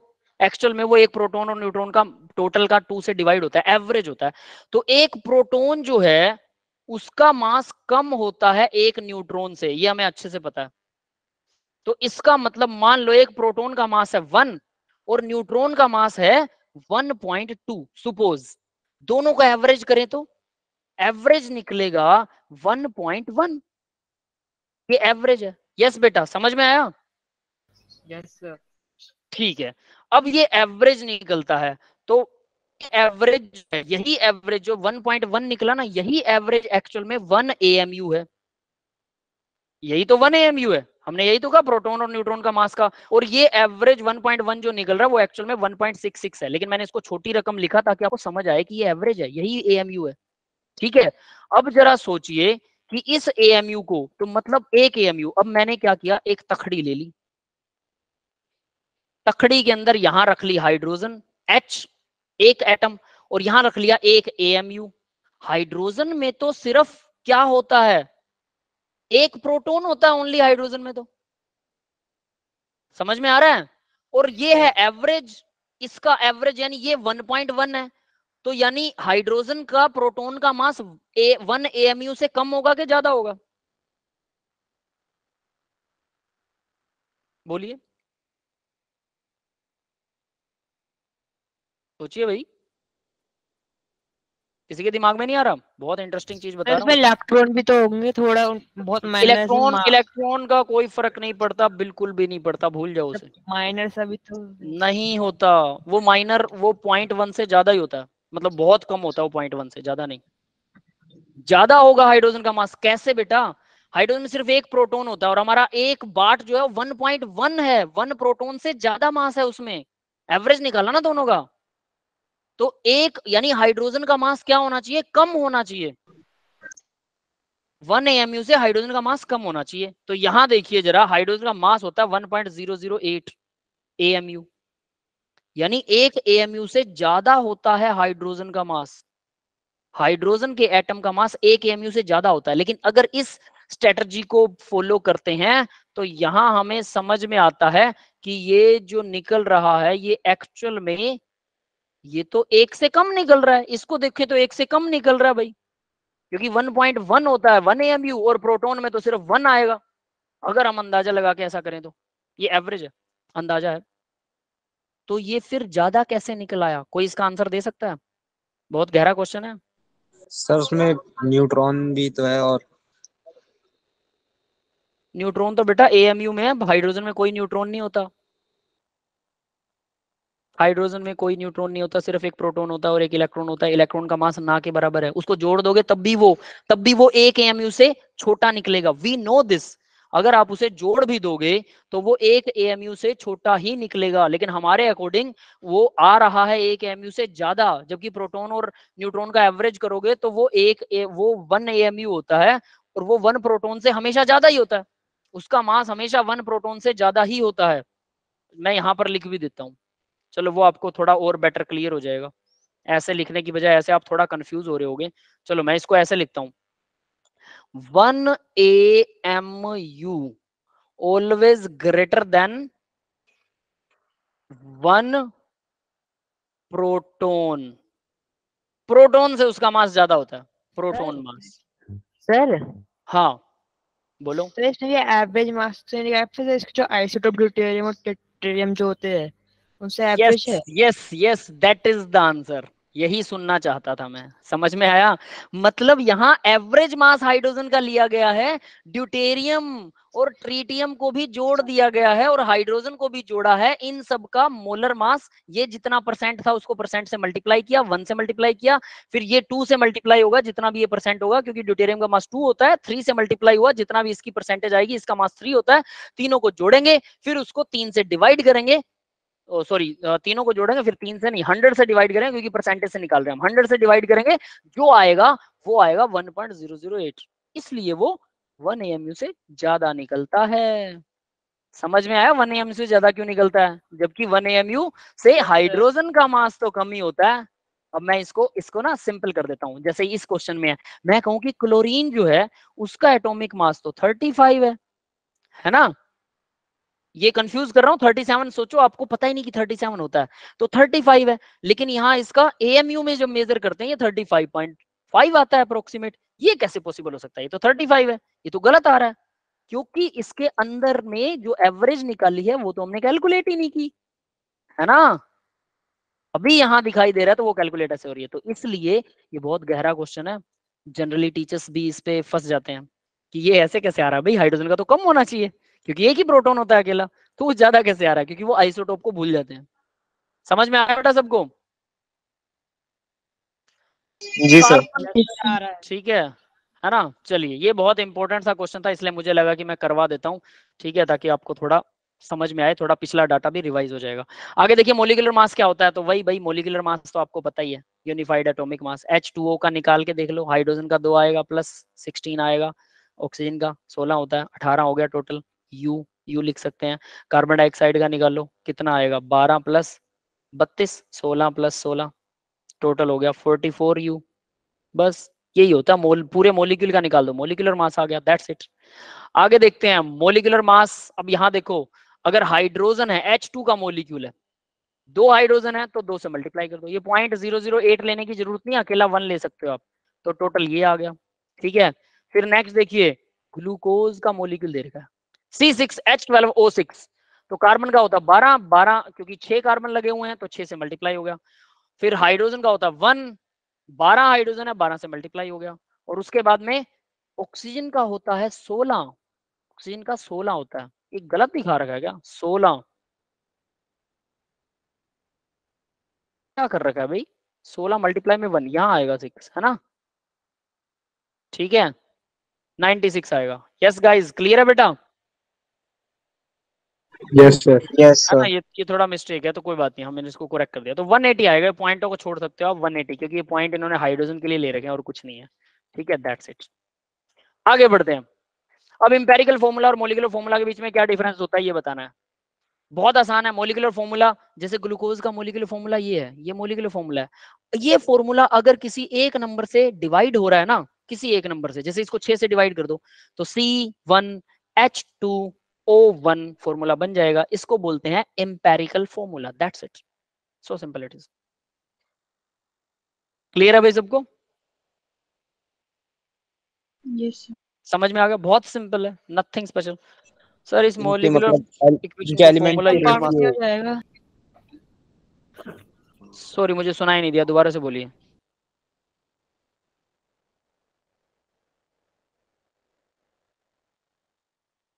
बेटा दोबारा से बोलिए, मुझे सुनाई नहीं दिया। सर इसमें कंपाउंड चेंज नहीं हो जाएगा अगर एम्पेरिकल से नहीं होगा? अरे नहीं नहीं नहीं, इस फॉर्मूला को बोलते ही हम एम्पेरिकल फॉर्मूला है बेटा। इस फॉर्मूला को बोलते ही एम्पेरिकल फॉर्मूला है और कुछ नहीं है। कंपाउंड चेंज नहीं होने वाला, डोंट वरी, ठीक है। सिंपलेस्ट रेशियो मतलब। हाँ ये कह सकते हैं, ये सिंपलेस्ट रेशो है, इसको बोलेंगे ही एम्पेरिकल, इसको बोलते ही ऐसे हैं, ठीक है। क्लियर है? सबको समझ में आ गया एम्पेरिकल और ये फॉर्मूला? यस ठीक यस है, सर। ठीक है।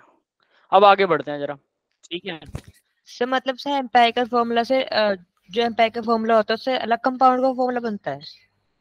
नहीं नहीं नहीं नहीं, कंपाउंड अलग नहीं है, कंपाउंड तो वही है बेटा, ठीक है, बस ये एक फॉर्मूला को ना लिखने का तरीका है कि कुछ लोग ऐसे भी लिखते हैं, तो अगर ऐसे लिखा हुआ है तो इसका मतलब इसमें कुछ मिसिंग है। इंपेरिकल फॉर्मूला से आपको मोलिकुलर फॉर्मूला बनाना आना चाहिए। क्या होता है जब हम परसेंटेज से निकाल के और एटम्स को निकालते हैं ना, कॉमन ले लेते हैं बेटा, हाँ भाई, जब परसेंटेज से निकाल के एटम निकालते हैं ना तो हमारे पास ये वाला फॉर्मूला बनता है, असली वाला तो बनता ही नहीं है हमारे पास फॉर्मूला।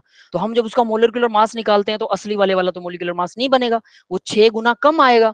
तो हम बाद में कहते हैं कि इन दोनों के बीच में रिलेशन होना चाहिए। तो रिलेशन निकालने के लिए हमने जब परसेंटेज से हम इसका रिलेशन निकाला तो वो निकला कि ये 6 से मल्टीपल होता है। तब हमने देखा कि ये पूरा फॉर्मूला 6 से डिवाइड हो रहा है, इसलिए हमारा होल नंबर में जब हमने परसेंटेज से इस फॉर्मूले को निकाला तो ऐसा नहीं निकला।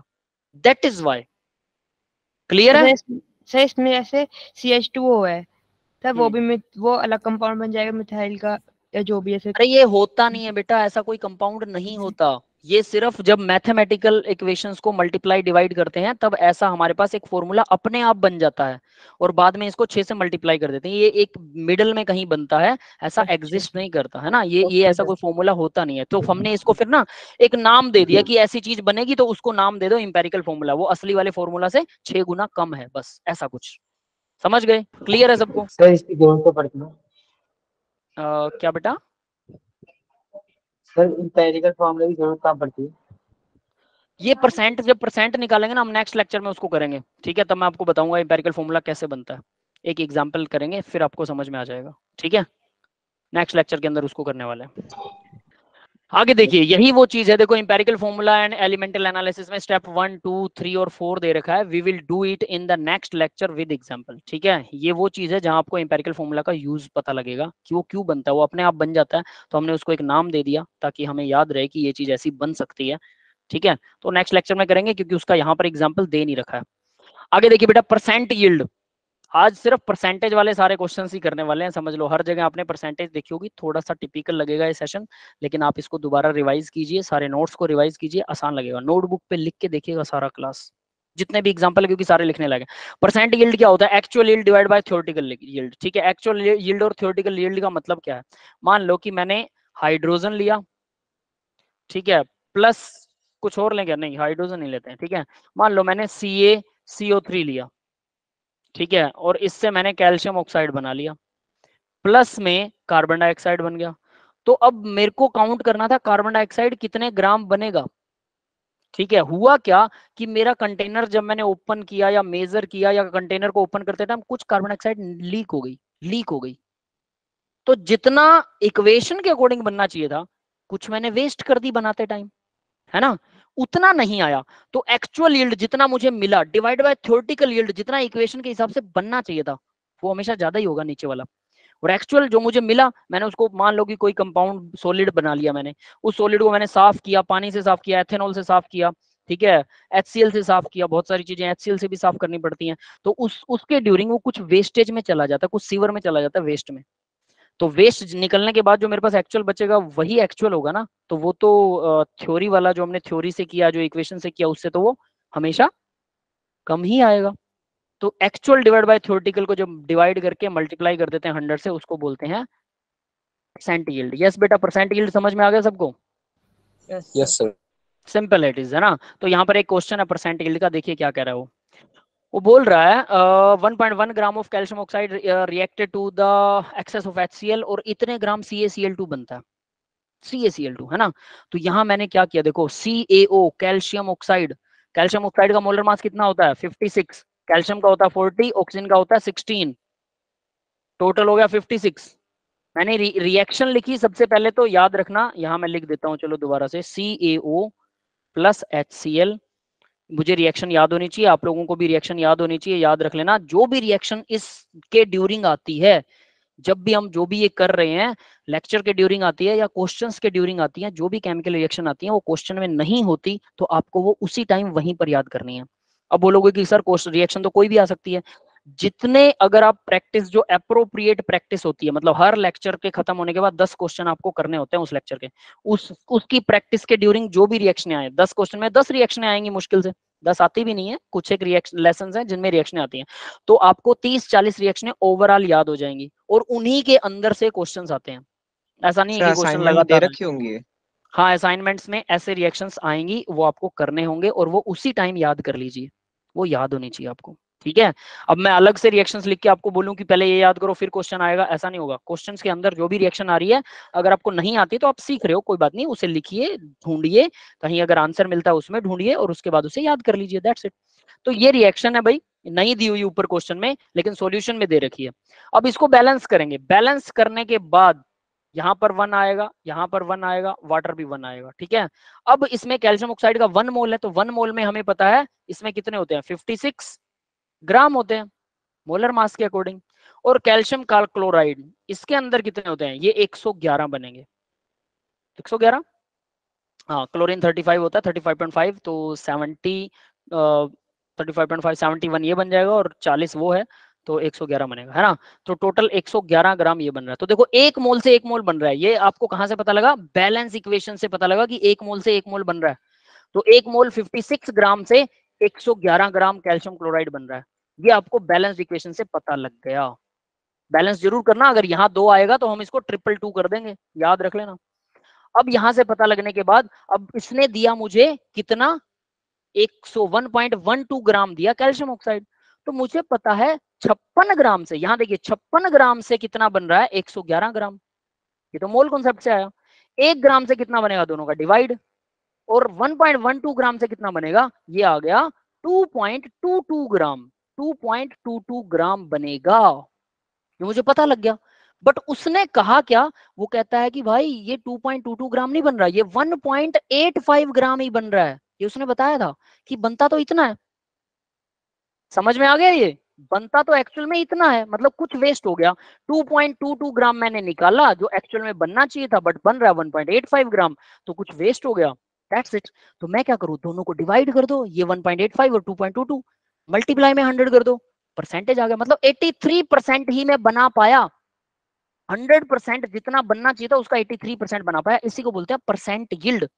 इस क्वेश्चन से आपको परसेंट यील्ड समझ में आ गया होगा अच्छे से। क्लियर है बेटा, परसेंट यील्ड क्या होता है, मतलब जितना बनना चाहिए था उतना नहीं बन रहा है, मैं 83% ही बना पाया, कुछ वेस्ट हो गया बनाने के ड्यूरिंग, पानी में घुल के चला गया, कहीं और चला गया। यस गाइस, क्लियर हो गया बेटा सबको। Yes sir. Yes sir. ठीक है, चलिए अब आगे बढ़ते हैं। तो यहाँ देखो KCl is that produce 1 mole of, तो 80%, ये बोल रहा है 80% बनेगा। तो सबसे पहले KCl वाली आपको इक्वेशन आनी चाहिए। देखिए KClO3 से KCl प्लस O2 निकलता है, ठीक है। अब रिएक्शन याद करने के बाद में इसको बैलेंस करते हैं, तो 2 मोल KClO3 से 2 मोल ही KCl बनता है। मैंने इसको बैलेंस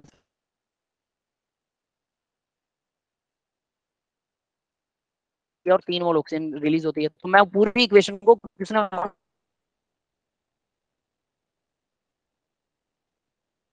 मोल की बात की, उसने 1 मोल रखा है, ऑक्सीजन का 16 होता है, 3 ऑक्सीजन लगी है, 48 हो गया। तो इसका ये 1 मोल बन गया। 1 मोल में इतने ग्राम होते हैं, KCl के 1 मोल में कितने ग्राम होते हैं, इतने होते हैं, बस।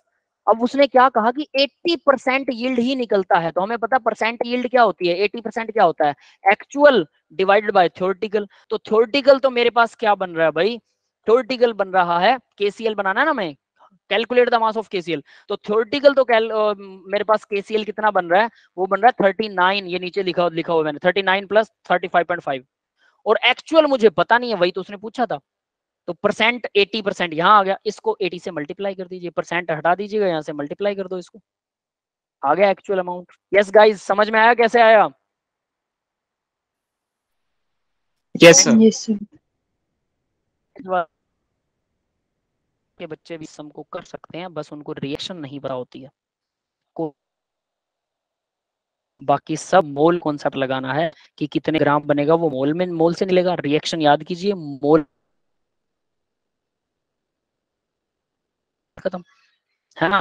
फिर वाला काम 10th वाले बच्चे आराम से कर सकते हैं, और आप तो 10th पास कर चुके हो।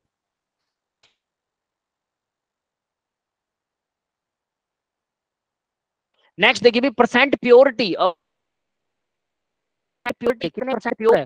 कई बार क्या होता है, मैं मान लो ये उसके अंदर कुछ इम्प्योरिटी थी 10 ग्राम, तो 90 ग्राम एक्चुअल यूज हुआ ना, 90 ग्राम, ना कि 100 ग्राम, सर आपका क्योंकि साउंड 100 ब्रेक हो रहा ग्राम है। तो सही नहीं था। एक बार फिर से मैं चेक करता हूँ क्या आ रहा है साउंड ब्रेक में।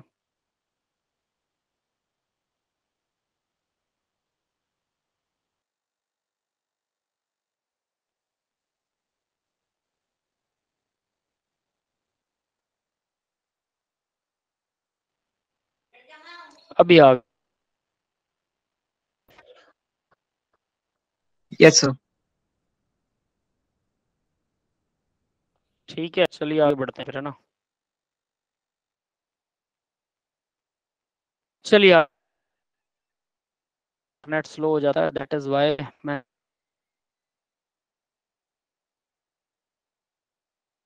इंटरनेट बदल, ठीक है।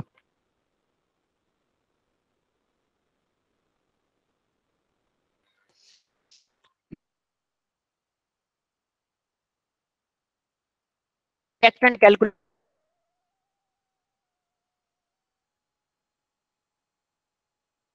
कैंसिल क्या सर बिल्कुल साउंड नहीं आ रहा। समझ नहीं आ रहा। केमिकल इक्वेशन से कितना कैलकुलेट किया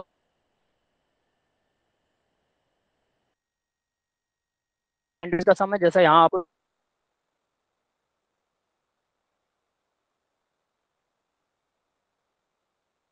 इन में कैलकुलेट, ये इंटरनेट को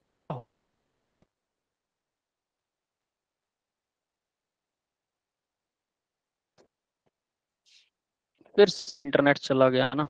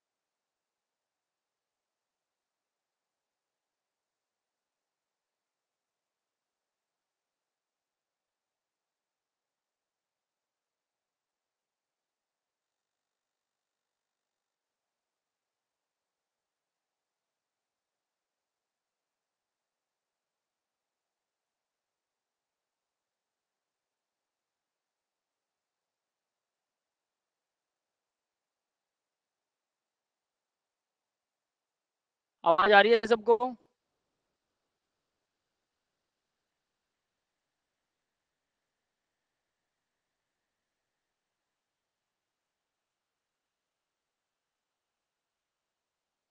ठीक है, स्क्रीन शेयर करता हूं मैं।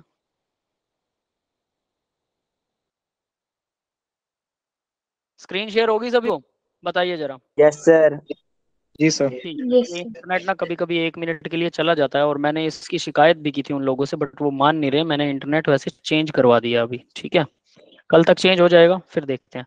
तो देखिए यहाँ क्वेश्चन के अंदर उसने क्या बोला, 200 किलोग्राम लिया लेकिन 90% ही प्योर है, तो इसका 90% पहले निकालें। CaCO3 का 200 किलोग्राम उसने लिया है, ठीक है, तो उसका 90% कितना निकलेगा भाई 200 केजी का।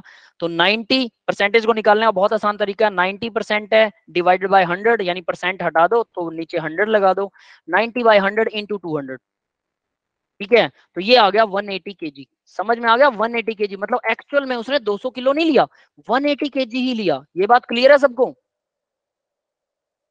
Yes sir. Yes sir. ठीक है, रिपीट कर रहे हैं बेटा, सारा रिपीट ही हो रहा है। तो यानी उसने 90% वो कह रहा है कि प्योर है, तो 200 किलो में 180 किलोग्राम ही प्योर है, ये हो गया। अब देखो क्या था वो वो कह रहा है कि इसको कितना प्रोड्यूस करेगा, तो पहले हमें रिएक्शन आनी चाहिए। CaCO3 को गर्म करते हैं तो calcium oxide plus carbon dioxide निकलता है, इसको बैलेंस करो, बैलेंस है ऑलरेडी ये।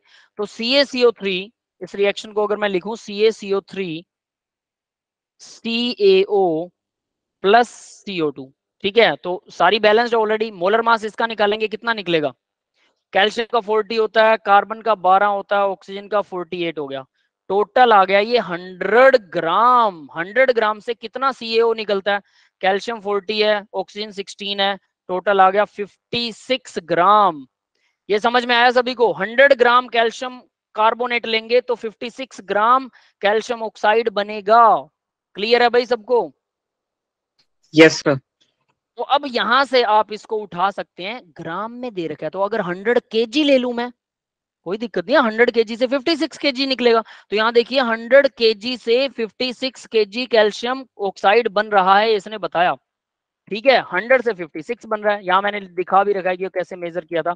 तो देखिए 100 kg से 56 kg कैल्शियम ऑक्साइड बन रहा है, 1 से 56 बाय 100 बनेगा। और 180 से कितना बनेगा, क्योंकि 180 यूज हो रहा है ना, 200 ग्राम 200 kg नहीं यूज हो रहा, बस ये याद रखना है। तो 180 से कितना होगा, 56 बाय 100 इंटू 180, तो ये निकल जाएगा 100.8, दैट्स इट, kg। क्लियर है भाई? आंसर समझ में आ गया कैसे आया? यही यस सर, समझ में आ गया। हाँ, तो प्योरिटी का मतलब यही है, दैट्स इट, और कुछ नहीं है इसके अंदर, ठीक है। आगे बढ़ते हैं बेटा। परसेंट सर आज सर आपने परसेंटेज का करवाया ना? हाँ, ये सारे परसेंटेज ही है इसमें, और कुछ नहीं है, ठीक है। परसेंट प्योरिटी एक क्वेश्चन है, अभी आप ये क्वेश्चन आसानी से कर सकते हैं। फिर उसके बाद में एटॉमिक मास आएगा, ये हम नेक्स्ट लेक्चर में ही करेंगे, ठीक है। 9th क्वेश्चन तक कीजिए, परसेंट प्योरिटी को नेक्स्ट लेक्चर के अंदर ही कवर करेंगे, ठीक है। आज मैं इतना ही करके ऑफ कर रहा हूँ। सारा परसेंटेज का कराया ना आपने? सारी परसेंटेज है बेटा, मोल कॉन्सेप्ट भी बीच में आया, और हाँ 4-5 वो लाज हैं, वो लाज जरूर कर लेना, वो ना आपके क्या बोलते हैं उसको, बोर्ड के एग्जाम में आते हैं जनरली, ठीक है। उनके ऊपर क्वेश्चंस भी हैं, तो वो उसकी प्रैक्टिस करेंगे, एक ही बार करना है ये वाला लेक्चर। इसमें जो पहली स्लाइड दिखाई थी वो मोल कॉन्सेप्ट वाली, वो तो अच्छे से करनी है। उसके अलावा ये वाला लेक्चर सिर्फ एक ही बार याद करना है, दोबारा आपको याद नहीं करना पड़ेगा, दोबारा इसके क्वेश्चंस भी सॉल्व नहीं करने पड़ेंगे। लेकिन इससे पहले वाला जो मोल कॉन्सेप्ट वाला मैंने बताया था, और आज की जो पहली स्लाइड थी, वो जरूर आपको याद होनी चाहिए फिंगर टिप्स पर। उसके मोल कॉन्सेप्ट वाले number of atom, number of molecule, ठीक है, ये सब निकालने आपको आने चाहिए एट एवरी कॉस्ट, वो जरूर अच्छे से कर लेना। यस, क्लियर है बेटा सबको ये बात? ये सिर्फ एक बार करना है, इसको फिंगर टिप्स पे रखने की जरूरत नहीं होगी, क्योंकि परसेंटेज वाले क्वेश्चन है, जनरली आप कर लोगे, एक बार जरूर कीजिएगा।